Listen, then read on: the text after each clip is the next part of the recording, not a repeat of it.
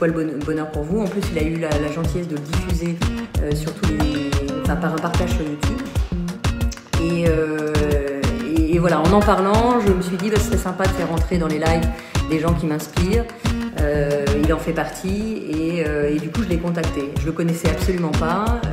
Vous avez vu en direct hier l'enregistrement de la vidéo qui était qu'on s'est appelé, on s'est parlé. J'ai voulu lui poser quelques questions sur ce que j'allais lui proposer dans ce live qui aura donc lieu sans doute samedi à 17h30.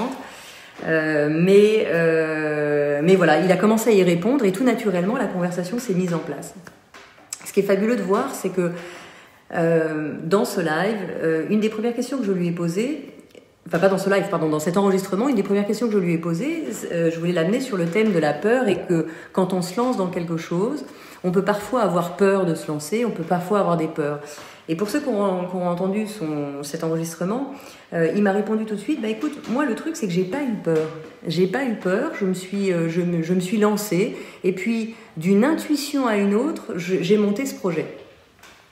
Et alors là, je me suis retrouvée face à ma propre question un peu embarrassée parce que je pensais qu'il allait me parler de ses peurs, des peurs qu'il avait connectées. Et en fait, il m'a donné une réponse qui est absolument extraordinaire, qui est non pas de voir le problème et les problèmes éventuels, mais plutôt de laisser faire ce qui est en train d'arriver.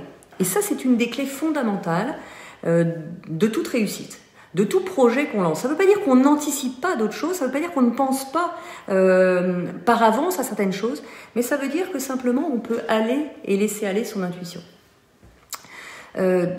Et ça, c'est un point que j'aimerais partager avec vous. Et du coup, on peut dériver sur ce thème de l'intuition, puisqu'on va aborder d'autres choses avec lui samedi. Ce n'était pas l'objet de parler de l'intuition aujourd'hui.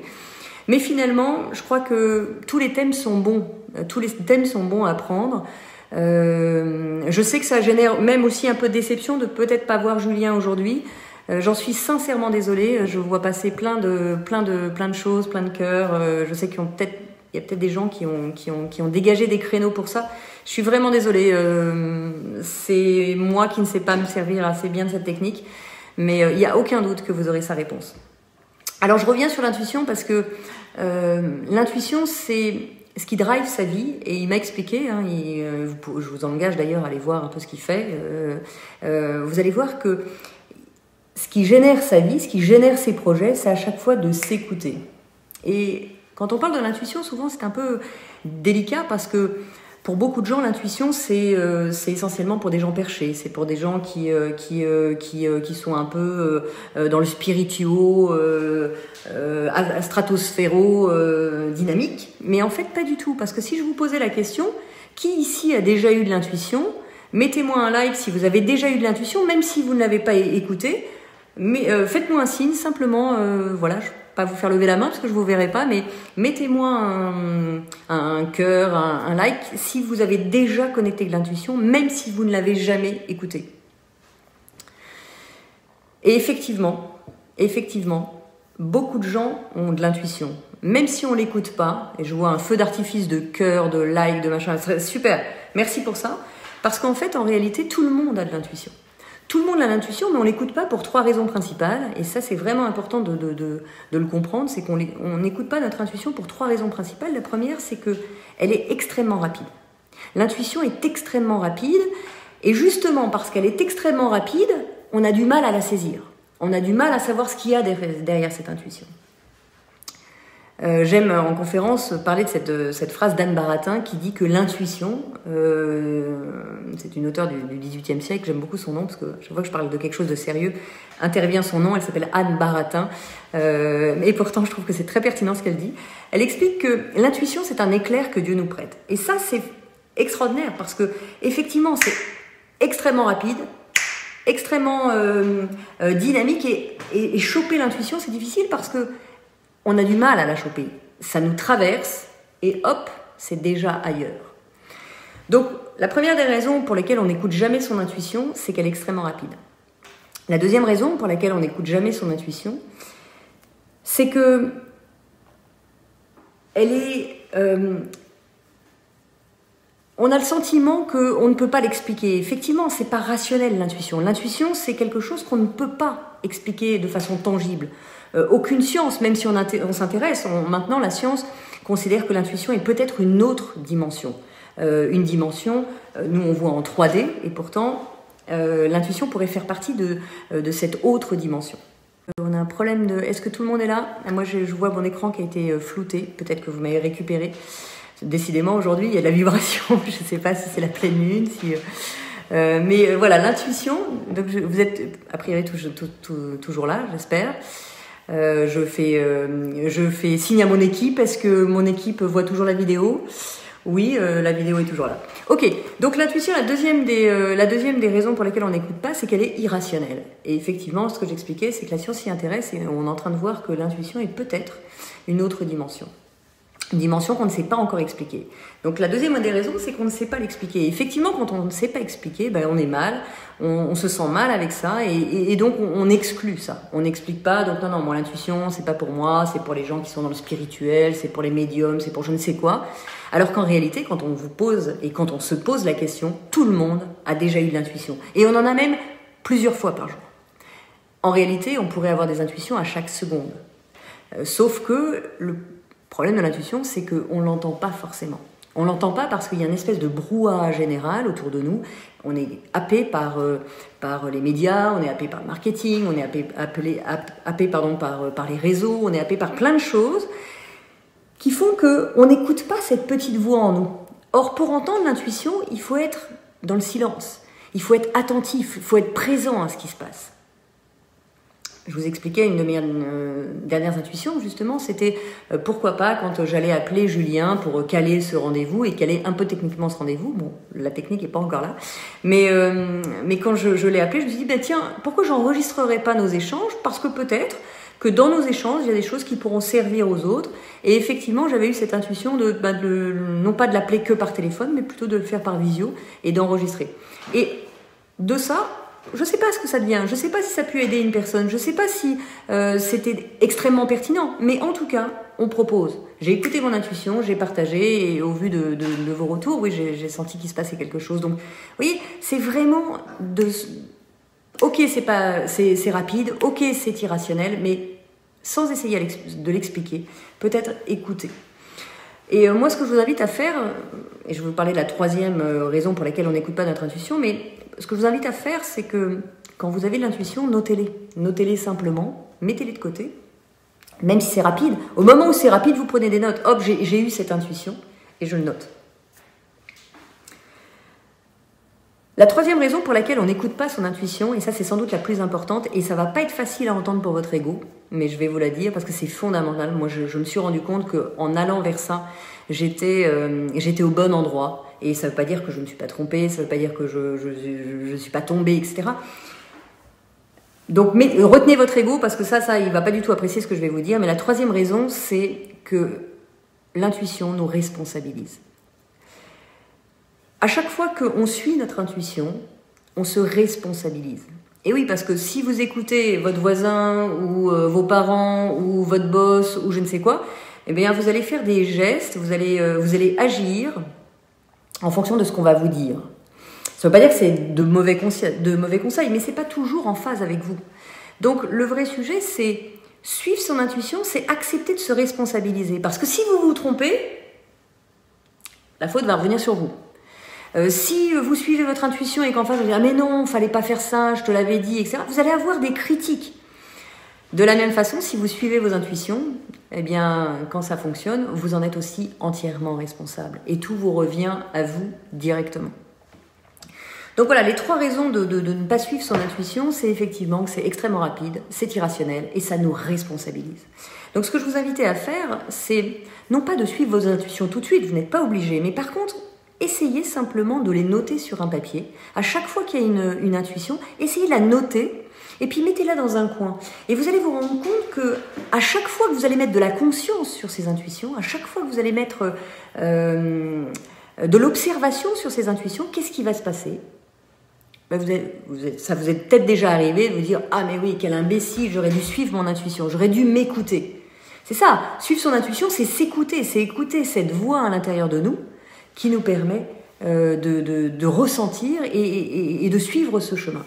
Et dans la discussion que j'ai eue avec Julien hier, quand je lui ai dit mais parle-moi de tes peurs face à ce projet qui était quand même un projet extrêmement ambitieux, 4 ans de tournage, 1500 personnes interviewées, 900 km à vélo, je crois qu'il a travaillé, il a fait 800 000 km je crois en tout, enfin bon, il a traversé 25 pays, enfin voilà, ça a été vraiment un projet très ambitieux. Et quand je lui disais mais t'avais pas peur que ça fonctionne pas, mais non. Lui, il me disait, non, j'ai suivi mon intuition. Et puis, j'ai commencé par filmer une personne. Et puis, finalement, de là, ça m'a emmené vers autre chose, vers un autre pays. Et je suis partie comme ça. Et ce projet s'est monté au point même qu'il est devenu entrepreneur. Et il a sa propre entreprise aujourd'hui. Et je vous invite vraiment à aller voir son profil. C'est quelqu'un de très inspirant. Et finalement, d'intuition en intuition, sa vie s'est construite comme ça. Et moi, je dois dire que parce que je viens du monde de l'entreprise et mon job, j'étais à la direction financière d'entreprise et puis ensuite à la stratégie d'entreprise, je me suis rendu compte que, certes, il y avait des bases techniques, chiffrées, des statistiques, etc. Mais finalement, toutes les entreprises dans lesquelles je puis avancer, je me suis rendu compte que bien souvent, je calculais ce qu'il y avait à calculer, les statistiques, les probabilités de réussite vers un chemin A ou un chemin B, mais très souvent, et peut-être 8 fois sur 10 en réalité, je me rendais compte que je ne suivais pas ces probabilités, mais plutôt ce qui émanait de moi, ce qui était intuitivement le bon chemin pour moi. Et bien sûr que ça responsabilise, bien sûr que et je me suis déjà trompée, mais peu importe. Le vrai sujet, c'est de pratiquer.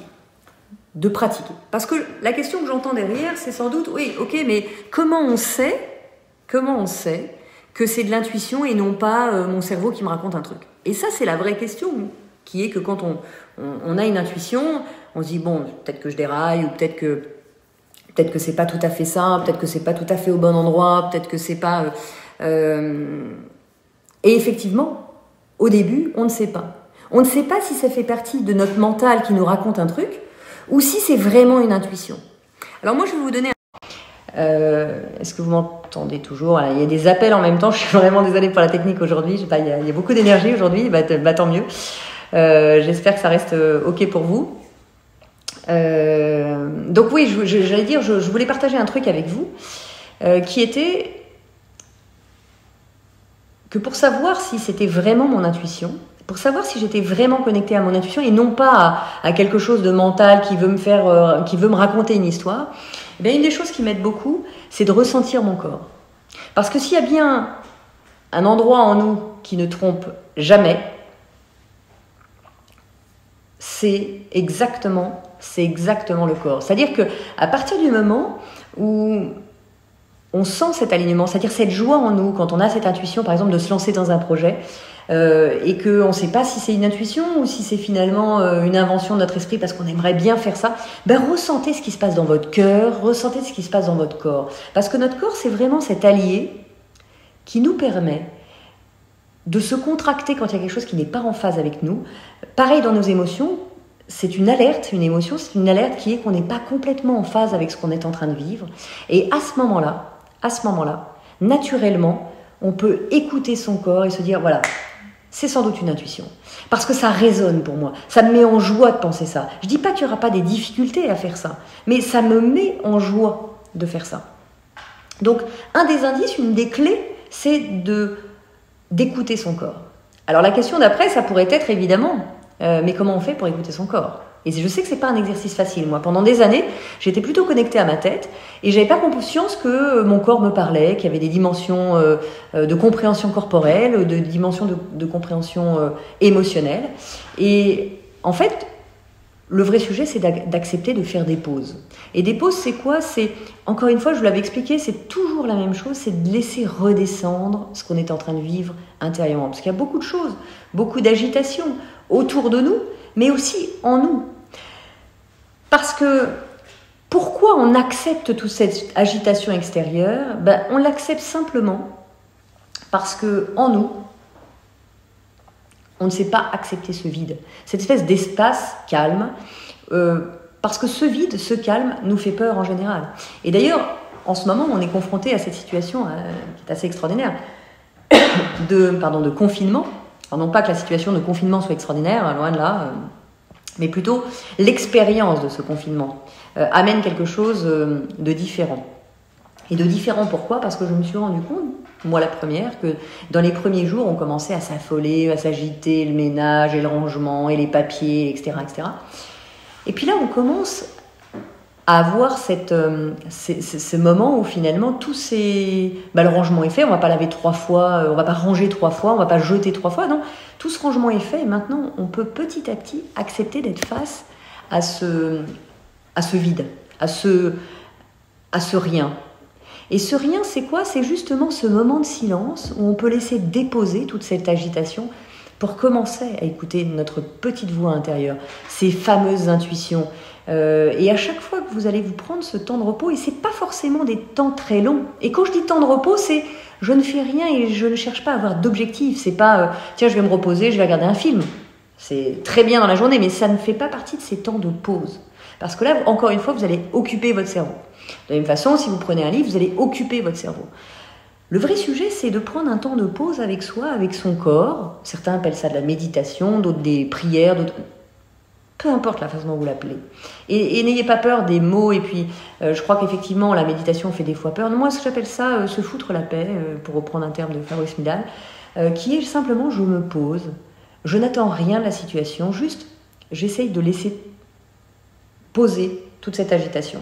Et simplement, en prenant un temps pour soi et en observant notre respiration tout simplement.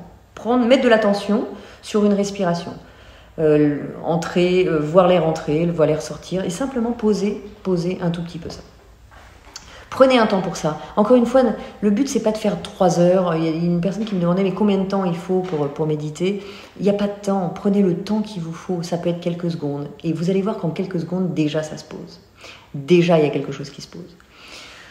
Donc, pour écouter son intuition, effectivement, ça met parfois un peu de temps, mais plus on pratique, et ça, c'est vraiment un des points, une des clés pour écouter son intuition, plus on va aller vers cette intuition, plus on va pratiquer autour de cette intuition, plus vous allez commencer à la sentir. Et elle va devenir automatique. Donc dans un premier temps, peut-être simplement notez-les, parce qu'encore une fois, je suis sûre à 100% que tout le monde a de l'intuition. Après, on ne l'entend pas, on ne l'écoute pas, parce qu'encore une fois, l'intuition, c'est une petite voix intérieure. Donc si vous mettez la musique à fond, l'agitation à fond extérieure, eh bien votre petite voix, vous ne l'entendez pas. Donc pour l'entendre, il faut juste accepter de faire une pause, accepter de faire silence. Silence pour que les choses descendent. Et là, à ce moment-là, vous allez voir qu'il y a d'autres choses qui vont émerger de votre cœur, de l'intérieur, des choses qui seront en phase avec vous. Ce qu'il faut bien comprendre, c'est que personne ne peut vous expliquer ce qui est bien pour vous. Personne. Il n'y a que vous qui pouvez savoir au fond de vous ce qui est bon pour vous. Donc on peut de l'extérieur dire voilà, ça m'a fait du bien, ça tu devrais essayer, etc. Et moi c'est ce que je propose d'ailleurs, de dire voilà, ça moi ça me sert, ça me permet de me sentir mieux, ça me permet de voir peut-être plus clair, et donc je peux le partager. Mais en aucun cas je suis en train de vous dire ce qui est bon pour moi est bon pour vous. Je propose, et si peut-être ça résonne, peut-être que vous aurez envie d'essayer. Mais personne, encore une fois, ne peut vous donner le conseil de ce qui est bon pour vous. Parfois on suit d'ailleurs dans son éducation, dans ses études, on suit son père qui était avocat ou dentiste ou ébéniste ou je ne sais quoi, et on le suit parce que la conviction à ce moment-là c'est moi le père ou la mère, ça m'a tellement rendue heureuse que je veux que tu deviennes ça parce que ça va te permettre d'être heureux. Et en réalité on le sait bien tous, parfois on suit des chemins qui sont les chemins uniques de nos propres parents par exemple, mais que derrière, la réalité c'est que notre propre chemin, on le découvre après parce que là on a suivi la voie de quelqu'un qui s'est trouvé heureux peut-être dans ce métier, mais qui ne nous correspond pas. Et ça prend du temps. Et ça prend du temps à partir du moment où vous vous responsabilisez de ça, eh bien vous trouvez petit à petit votre chemin. Moi ça m'est arrivé plusieurs fois dans ma vie de changer de métier, simplement parce que j'étais heureuse au moment où je faisais ce métier, et puis après au bout d'un moment j'étais plus en phase complètement avec ça parce que je m'étais ouvert vers d'autres choses, vers d'autres personnes aussi, et j'ai grandi différemment et donc j'ai changé naturellement de métier. Le problème c'est qu'on a tendance parfois à s'enfermer dans ce qu'on connaît, encore cette zone de confort qu'on connaît et qui nous fait du bien parce que finalement on n'est pas si mal, jusqu'au moment où naturellement on peut en sortir, on peut évoluer parce qu'elle devient trop étriquée. Et quand elle devient trop étriquée, c'est le moment où on n'est plus tellement dans cette zone de confort. On est dans cette zone presque d'inconfort. Et parfois, il faut attendre d'être très très inconfortable pour commencer à en sortir. Moi, j'ai envie de dire, essayons de ne pas être dans cet inconfort total pour commencer à mettre un pied dehors et réfléchir à ce qui pourrait avoir du sens pour nous. Donc voilà, le live a été complètement décalé, je suis vraiment désolée pour ça. Julien, qui est absolument adorable, m'a dit pas de souci. De toute façon, on savait qu'il y aurait peut-être des petits problèmes techniques. Bon, on va essayer d'améliorer ça. Mais voilà, on va le faire samedi avec lui. Et encore une fois, si vraiment ça fonctionnait pas samedi, ne soyez pas déçus, vous aurez les réponses de Julien, je le ferai par visio. C'est aussi ça, oser. C'est aussi se dire, c'est pas parfait. C'est aussi se dire, j'ai connecté une intuition parce que ça pourrait peut-être faire du bien aux autres. Et c'est pas grave que ça fonctionne pas du premier coup. C'est pas grave que ce soit pas exactement au bon endroit. Bien sûr que sur l'instant, ça peut générer du stress. Et d'ailleurs, ça m'a généré du stress. Ça m'a généré aussi la déception pour vous. Je vous avais dit qu'on ferait un live avec Julien. Et puis finalement, je peux pas le faire parce que techniquement, c'est pas au point. Mais j'accepte aussi ce risque parce que si je n'acceptais pas ce risque, que ça ne fonctionne pas, qu'est-ce qui se passerait si je n'acceptais pas ce risque?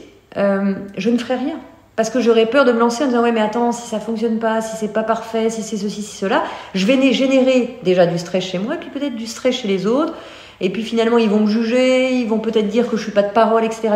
Donc vous voyez que encore une fois, soit on se détache tranquillement des autres et on essaye de donner le mieux qu'on peut, le mieux qu'on puisse faire, et le mieux que j'ai pu faire c'est d'essayer, même si c'est pas parfait, même si c'est pas au bon endroit. Je sais aussi que à un moment on va y arriver, ça mettra peut-être plus de temps.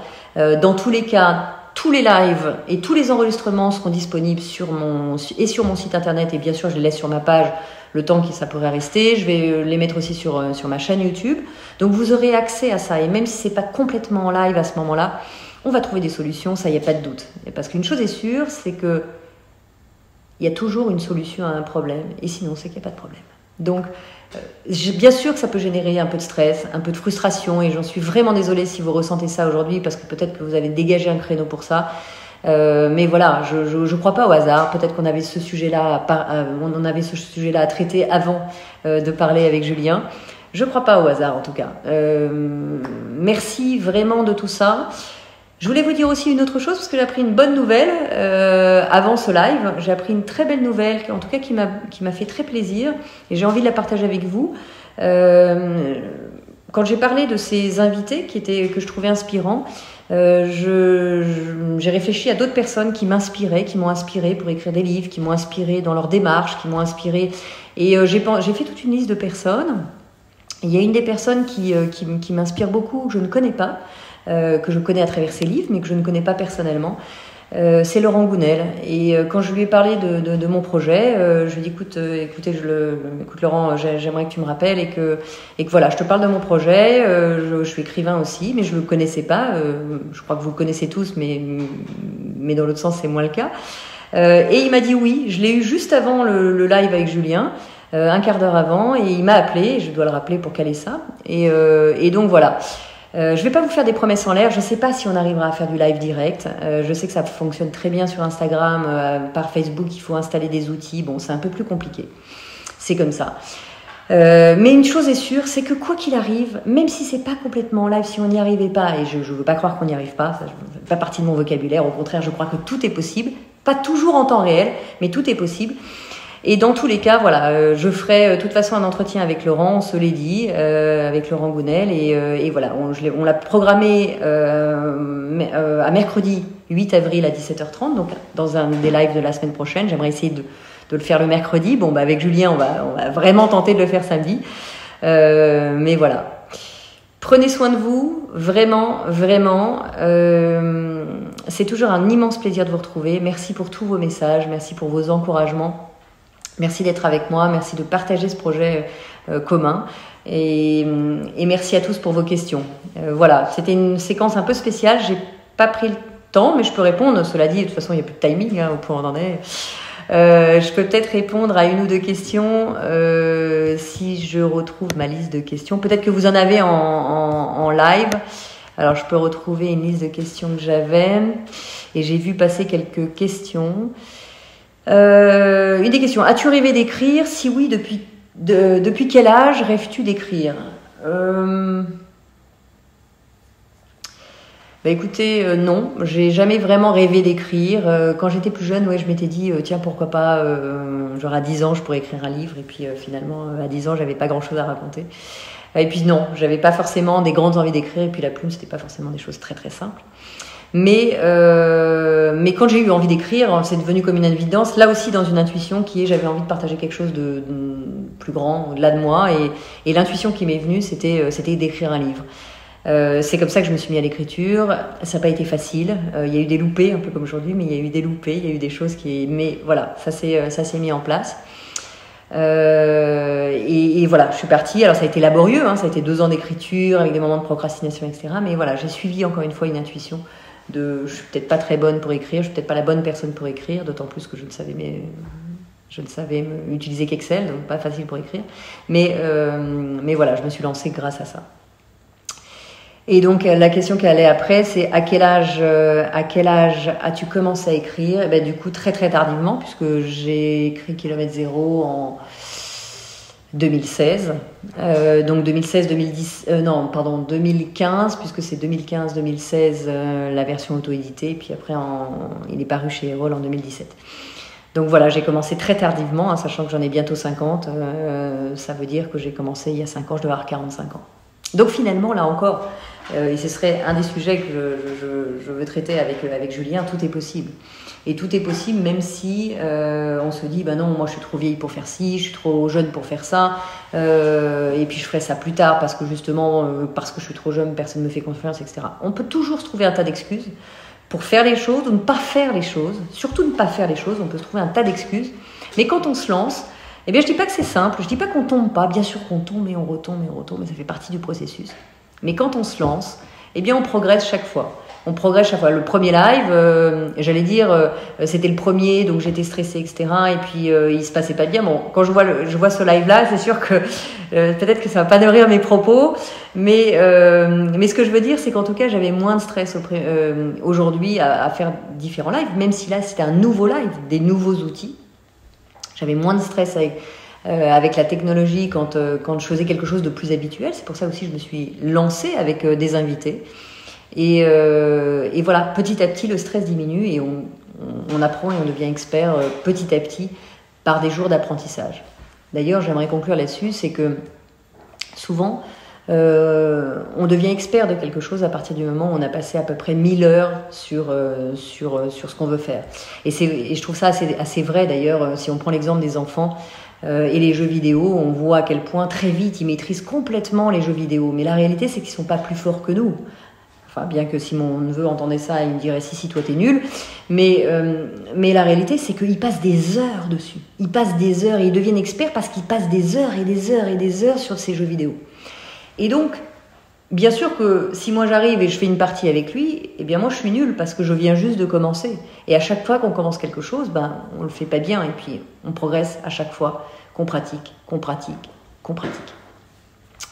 Voilà, écoutez, désolé pour ce décalage horaire d'un quart d'heure, j'essaye de respecter les créneaux parce que même si on a du temps, finalement on a des plannings assez chargés. Les uns les autres, les lives s'enchaînent, voilà. Donc merci d'avoir été au rendez-vous, vraiment.